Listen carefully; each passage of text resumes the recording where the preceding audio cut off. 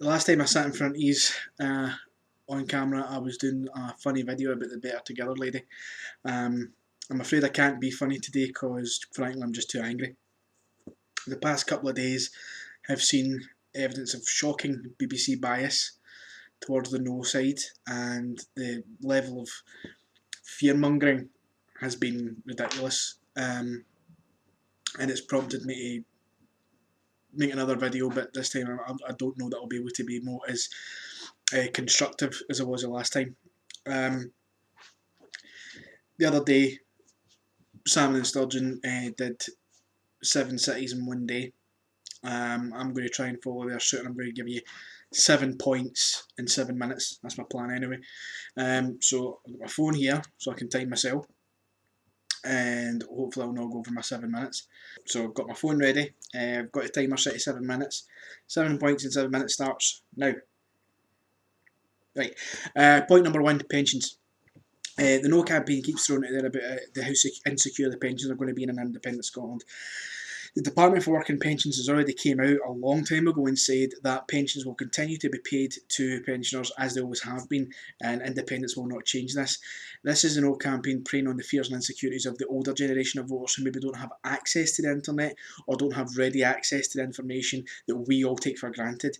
If you do know any older voters who are worried about their pensions, please take them to the page and reassure them. It's on the Department for Work and Pensions site. It's plain in black and white for everyone to see, but they keep bringing it up. It is a non-point. Right, so just we can brush that one away. Pensions are safe. Point number 2, the currency. I'm not going to bang on about this because this has been, people going about this all the time. We're going to use the pound. They're going to renege on this no currency union because at the end of the day, it is sensible for the UK, and that's something I'll go on about in a later point, why they need to go into a currency union with us, okay? But let's say, for example, that they decide they are not going to go into a currency union out of pure spite. We've detailed the plan Bs. We are going to be the 14th richest country in the world. We've already been given a AAA plus credit rating as a country if we go independent. So the value of any currency we use is not going to be minimal because we have substantial resources to back up any new currency. So it doesn't matter, you know what I mean? I'd like to use the pound because that's what we're used to. But if we end up using a new currency, a smackaroonie as Kevin Bridges suggested, by all means it's fine because it's going to be a very valuable currency backed up by all of the resources we have. Point number 3 is the NHS. The NHS is in real danger, especially down south. There have been, we've all seen the pictures of the protests in Trafalgar Square and the protesters putting signs up everywhere saying "Save our NHS." Labour down south as well, they're fighting against it because that is part of what their supposed values, and they're fighting against the Tories. But then they'll send Labour up here to tell us that the NHS is safe. Their whole basis for this is that the NHS has devolved to Holyrood.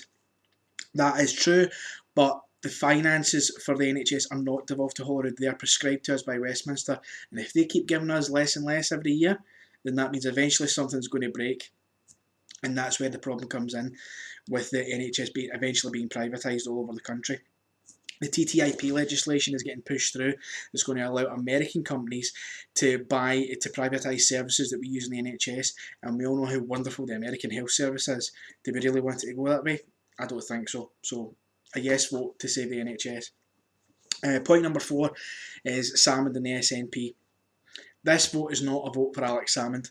Salmond and Sturgeon are at the forefront of the Yes campaign, and by association so is the SNP, but it's been made clear multiple times that when it comes to the general election for an independent Scotland, it might not be the SNP. You could vote for Scottish Socialists, you could vote for Green, but these parties have all came together with Salmond and Sturgeon to help promote what they feel is the best foot forward, but they don't focus on that. They just focus on Salmond because he is such a divisive figure. I get this letter through the door this morning from the No campaign, usual sort of crap, but it keeps going on. Salmond is mentioned, a dozen times, but the last line is very telling. Vote no to independence and Alex Salmond. That just says it all.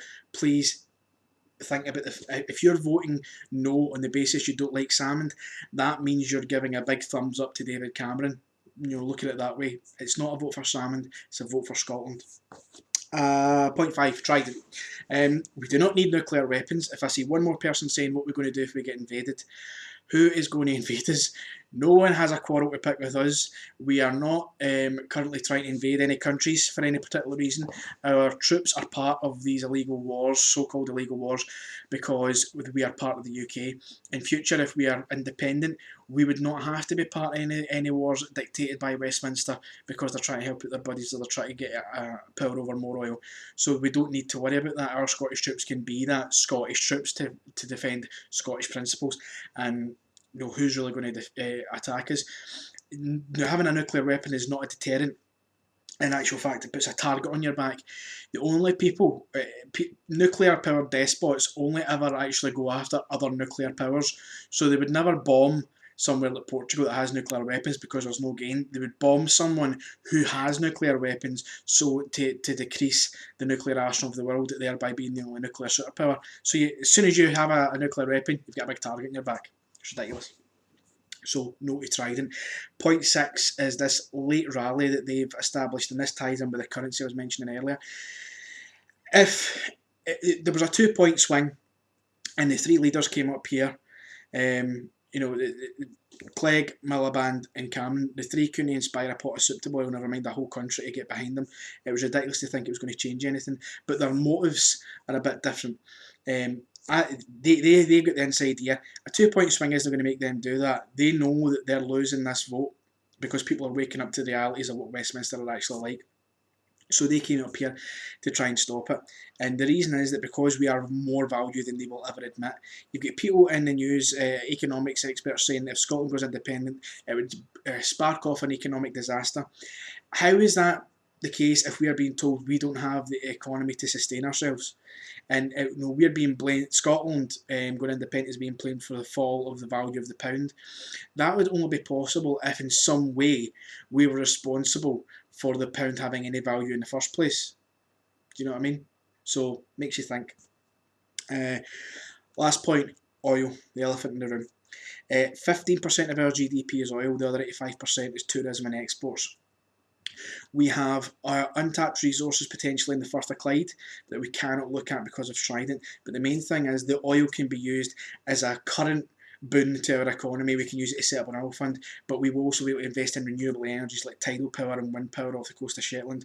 We have these things at our disposal, and other countries are quite envious of where we can be in terms of world leaders in renewable energies if the investment is right. We can't do that investment just now because we are not in control of the finances, but we can do that with an independent Scotland. The only thing Westminster's got right about the oil, in my opinion, is the fact that they're saying it's going to run out. Yes, it's going to run out for them in 5 days when we vote yes and become independent. That's the only thing they've been right about. And I'm done with 8 seconds to go. That's pretty good, I think. In 5 days' time, we are going to be part of something historic. We are going to be part of something incredible. The entire world is watching to see what we as a nation do.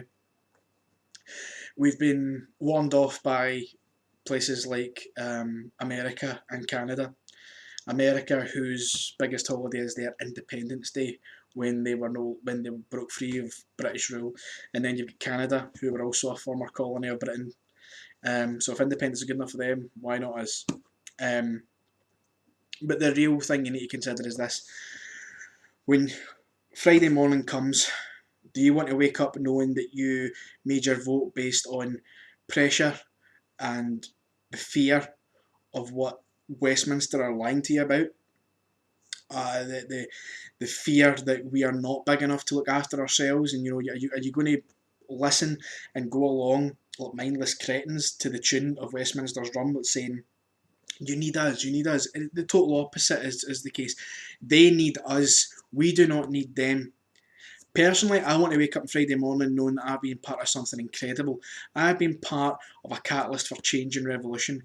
I've been part of something that future generations are going to look back and go, my God, I'm so proud that we had the balls to stand up and be counted, that we had the guts to stand up and say, no, do you know what? We are a country who have our own identity. We do not need to be part of an archaic union. Scotland time is now. We will not get this opportunity again. We will never be in a position this good to go independent. Do not let other personal beliefs get in the way of you making a clear and decisive choice. Voting yes gives us the powers. It gives us the chance to do better. and strive for better. Voting no, you keep the status quo, you keep things as they are, you keep food banks, austerity, poverty for children, the disabled being vilified by a Westminster elite. Voting yes means social justice is possible. It means that we can move forward and be the envy of other countries in the world. That's what I want. I hope that's what you want too. On the 18th of September, I implore you to vote yes. Voting yes means that you're showing you have confidence in the Scottish people to make the right decisions for themselves. You have confidence that we have the ability to build a thriving and prosperous economy. You're showing that we have the confidence to be the envy of the world in terms of social justice. You're also voting yes so that in future, when generations ask about this time, you can say with pride that you are part of the biggest political change in history. You can say that you are part of the reinvigoration of democracy in a country. That is something I'm looking forward to being able to tell my children. When they ask me what happened when we voted yes, I'm going to tell them I was right there voting yes and pleading with the rest of you to do the same.